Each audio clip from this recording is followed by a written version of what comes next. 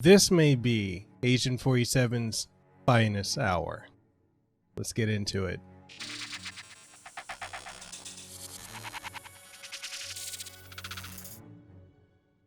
Before we start this video off, I want to give a huge shout out and thank you to IO Interactive for completely making this possible by providing a review copy of the game for PlayStation 4 and 5. And you're going to see a lot of footage of both versions within this review. And I just want to thank them for giving me the opportunity to not only work with them, but also to be able to review a franchise that is very near and dear to me. I've been with the Hitman franchise since 2000 with the original Hitman codename 47 that came out back in 2000. And it's just been a franchise that I've seen just evolve and grow. And it's just been amazing to see it, to be able to play what is the final act in the World of Assassination trilogy is truly amazing. So in this video, we're going to be reviewing Hitman 3 for PlayStation 4, 5, and basically all of next generation, current generation consoles and PC. So with that being said, let me go ahead and introduce myself. I'm MekelKasanova, Hawaii content creator, host of Hawaii's #1 podcast and the #1 podcast in Pacific, the Kasanova Podcast. I stream every single week on twitch.tv/MekelKasanova, so go catch me over there. And yeah, if you haven't already, make sure you subscribe to the channel and ding the notification bell. That way you stay up to date on all the latest and greatest content that comes from this channel. So that being said, let's go ahead and be part of the excellence of execution in Hitman 3. Hitman 3 follows immediately after Hitman 2 and is set to conclude the World of Assassination trilogy, with Agent 47 teaming up with his longtime friend Lucas Gray and his agency handler Diana Burnwood to eliminate the Partners of Providence. The gameplay in this game is just ridiculously fun. I have to start off with saying that because I absolutely love how this game plays. While it does have its hiccups here and there, it is pretty solid overall. You have buttons mapped for running, crouching, wall clinging, vaulting, attacking enemies, shooting, aiming, and the like. You have access to a wide range of gadgets and tech to help make your way through levels, such as using your camera to unlock various windows and close them off so that your enemies cannot see your actions, like if you're trying to sneak into an area and take out somebody and be able to get their outfit or their key card or whatever, then you want to make sure that you're not being seen on the other side of that window that, typically guards or other NPCs can see you. And typically in situations like this, you can take your camera and scan this little thing that usually is right up under windows, and basically it'll fog it out so that they can't see what you're doing. So if you need to go and do something real quick, definitely make sure you do that, and make sure if there's any weapons dropped, you pick them up, because that'll tip off that something's going wrong. All right, back to the review. You have the ability to select from 3 different difficulties, which will change up the way levels play out, with either removing surveillance cameras and having less alert, if not non-aware NPCs, or if you play on the highest difficulty, you will have more NPCs with only 1 save per level and tons of surveillance cameras. So the question you're probably asking is Hitman 3 or is Hitman the franchise an action series, or is it a stealth series, or is it both?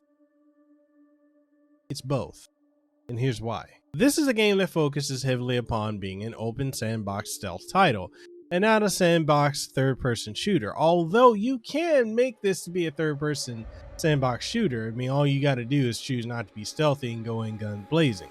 I don't recommend that, but if you want to go in and be John Rambo, or if you want to go in and pull off some John Wick type stuff, feel free. I mean, this is your canvas, and you're the Picasso that's going to be painting your hit and casualties. So, yeah. Back to the review. Success in the various missions will require you to learn not only level layouts, but also enemy layouts, and contrast that to your current weapon loadout that you take into each mission, as well as being able to successfully blend in with the NPCs, as well as being able to maintain your cover by switching disguises as needed to execute the hit. How you go about missions is entirely up to you. Want to go in guns blazing and not worry about stealth? Go ahead. Want to use the environments to make it seem like your target's death is entirely a chance accident? Make it happen. Want to go in and approach your hit like a professional and switch up the method of the hit based on any number of variables that can happen and will happen? You know what to do. A great example of this, of which I will include, is the first level in Dubai and the second level in the Mansion Estate. In the top of the world level, which is the Dubai hotel, you have two targets to take out that are in entirely different areas of the building. Now the question is, do you go straight up to them and put a bullet in their head, or do you use the environment to help them meet their maker? Or do you go to the kitchen where the one target gets their food and you add in rat poisoning and have them eat it? You can even hack a server room and get both targets into one area right together and hit a switch on a crane which drops all this construction items, which will basically take out both of them. And all you need to do is just leave the hotel and no one would ever know. The other example is the mansion level, which has you going in to meet this estate owner, and your objective is to kill her in any way, shape, or form. Basically, that's your job. You execute the hit however you see fit. And do you just go in and put a bullet in her head? Or do you take out the person, the reporter that is trying to meet with her, you knock them out and take their disguise, go in and basically impersonate them, and you get further intel on what's going on, and then you take her out? Or do you use the environment, like you shoot a chandelier and drop that on her head and it comes off like it's completely an accident? And so the thing that's cool about all this is that you never play the same missions in the same way, as you change your loadout, your attire, and even where your starting point is based on how much progress you've made in the levels. Case in point is in the first mission, Dubai. Want to start off in the kitchen or waitstaff area instead of outside the hotel or the elevator door? Then you can do that. This gives it almost infinite replayability. And it's all about the excellence of execution, with the levels as your canvas and your weapons as your paintbrushes and paint. I'll mention it here since it's something people may want to know, but there is a VR mode if you're playing this on PlayStation 4.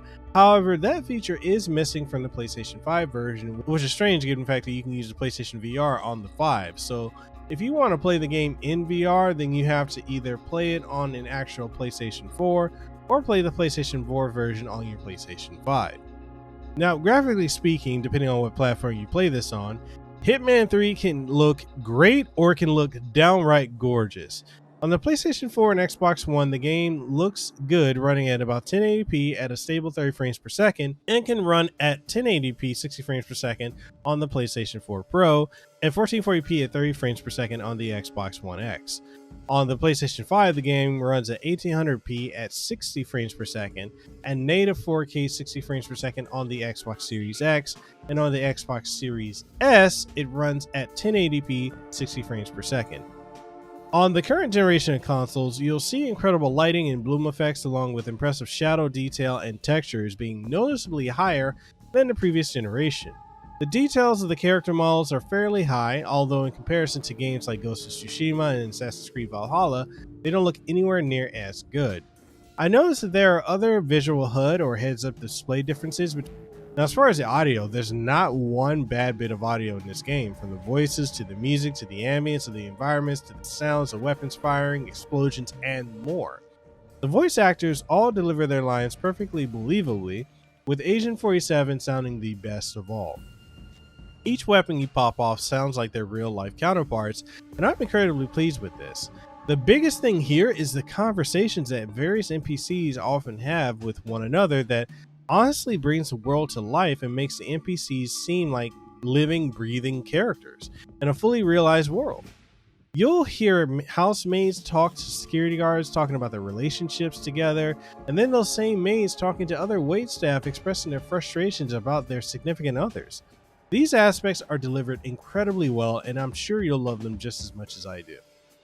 Now, I can't do a review without talking about downsides. Look, there is no perfect game, and while as much as I love Hitman 3, it does have its laundry list of issues, and I'm going to dive into them. It's not, an incredible amount of downsides, but it's ones that I thought that are worth sharing, and so we're going to dive into that. The few things that I want to mention that do stand out to me that are issues that I just don't understand why they are where they are the graphics. the sometimes clunky controls and the overall jank of the animations at times, especially with death animations and the ragdoll physics. The graphics look good, but compared to everything else that has released in 2019 and 2020, and to a larger extent 2018, Hitman 3 looks dated by comparison. Even the cut scenes look incredibly dated with some muddy models for the characters, save for Agent 47, that honestly break the immersion of the game when you go from playing the game in or near 4K at 60 frames per second, and then the cut scenes play with a lower resolution, and the frame rate is also lower at typically anywhere from 30 to 24 frames per second. It's very jarring, and I don't understand why that's a thing. The other thing that I can talk about is the AI, because oh boy, that AI can be spotty AF. The AI can be downright brain dead. And here's an example of that with, like, if you take out an enemy stealthily, there are times when everybody will know who you are and where you are and will just rain down upon you. It doesn't matter if you took precautions. Like, it could be instances of you using like rat poisoning, or if it's an environmental thing. Somehow the game will register that you got discovered and your cover is blown. It's bizarre. I don't understand why that is. And they'll rain down upon you. It'll be heavy rain upon you. And not the video game, but like literal rain. You know what I mean? When enemies die, they often have some unnatural responses to the ways you kill them, as some will just drop like a sack of potatoes, and when you try to grab them, they move in incredibly unlifelike ways. That honestly reminds me of the original Hitman and Hitman 2 Silent Assassin, which makes me think that this series has a serious problem with reusing animation assets from games that are not only a couple years old, but a couple decades old. I mean, I understand, but why is this a thing? The last real issue that I have is with the controls being clunky, as it can bring the fun of the game to a complete stop. There are times when you need to interact with the environment and the unconscious or dead bodies of enemies and NPCs, and sometimes the interaction buttons being square across the triangle will just not pop up and work. Like, there are instances where, like, you need to interact with the door, or you need to knock out somebody, or, you know, subdue them, and you need to drag their body, and you're over here waiting for the prompt to appear, and it just doesn't. So there are times when it just doesn't appear, and I'm like, okay, so I just need to pivot the camera to this area to make it like you'll finagle the camera to make it eventually pop up. It's not something that happens often, but it's enough that it's very jarring. And when you're in certain situations where you're trying to pull out the perfect hit and not get discovered and do a perfect run, you'll run into issues like this. And I think it will be patched. I think it'll be fixed with a patch, but as it is, it's super annoying. Like, why is this a thing? I understand that like technical issues will pop up, but something this glaring, please patch it. Now for the wrap up. Trilogies often either peter out on their last legs over saying they're welcome, or they knock it out of the park and leave you wanting more. In the case of Hitman 3, it not only wraps up the World of Assassination trilogy, but it also leaves you wanting more of Agent 47 and his escapades of death dealing. And quite honestly, I'm all for that, because with a solid narrative, engrossing gameplay, and a world that feels alive and near limitless replay value, Hitman 3 is quite simply one of the best games of 2021, and already a contender for not only one of the top games of the year, but also Game of the Year contender. This is a masterstroke of genius from the team at IO Interactive, and honestly, I hope they make more Hitman games, and I cannot wait to see what they do with the upcoming James Bond game. So that's a review for Hitman 3, and I have thoroughly enjoyed the World of Assassination trilogy and just the franchise as a whole. Like, I'm very, very happy that IO Interactive, with the exception of Hitman Absolution, have stayed to their core values of what they want Hitman to be, the experience for the player. And I'm glad that they are willing to take risks with this trilogy and get away from what the original Hitman, you know, from 2016, that episodic nature. I'm glad they get away from that. And also the fact that if you own Hitman 2 and 1, you can actually go and play all those missions in Hitman 3 with the boosted resolution and frame rate and everything. So That's pretty awesome. They're really, you know, there's not a lot of companies that you can say are actually for the fans. You know, a lot of companies are not. They're for profit. And honestly, you should be for profit, but also be considerate of your fans. IO Interactive has such a care and love for their fans that I love it. I absolutely love it. So again, shout out to IO Interactive for sending me a review copy of Hitman 3.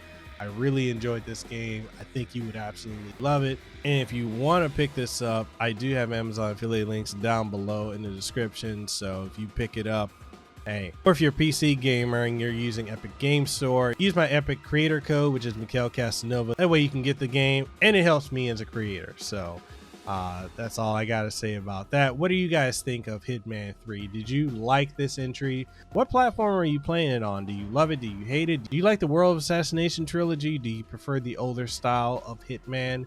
Or did you like Absolution? Whatever your thoughts are, let's get the conversation going down below in the comment section. And if you want to take it further, we have Discord where you can hop in and meet other content creators, people in the gaming industry, as well as other fans of video games, manga, anime, and more. And if you're looking for a new podcast to check out my podcast, the Kasanova Podcast, #1 podcast in Hawaii, #1 podcast in the Pacific, where I interview various people from the gaming industry, tech industry, celebrities, and more. And it's a great time because you get to see behind the scenes of a lot of people that are in the industries that you enjoy. If you're looking for streams, I stream every single week on twitch.tv/MekelKasanova, so catch me over there. Every single week, Final Fantasy 14 and other games, as well as Hitman, I do stream on there, variety of content. And if you haven't already and you got this far and you haven't subscribed, I don't know what you're doing. Hit the subscribe button, ding the notification bell. That way you stay up to date on all the latest and greatest content that comes from this channel. With all that being said, all my plugs out the way. If you want to follow me on social media, there's the links down here.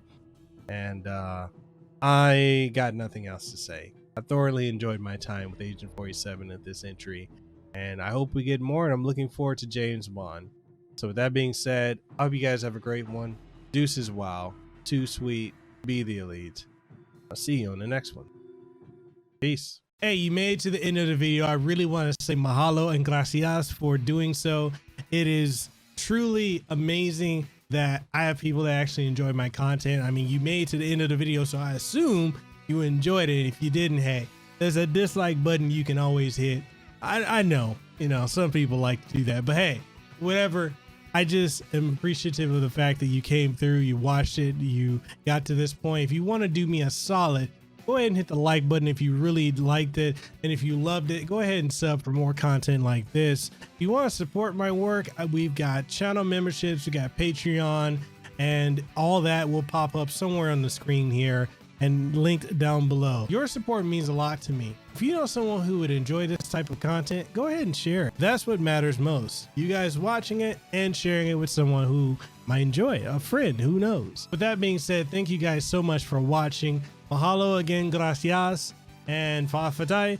I will see you on the next one. Yeah, there's 3 different languages I spoke there. So Hawaiian, Spanish, and Samoan. So gives you a little detail as to what I'm mixed with. But with that being said, I'll see you guys on the next one. Y'all stay blessed, stay safe, and yeah, happy gaming, happy streaming. Have a good one.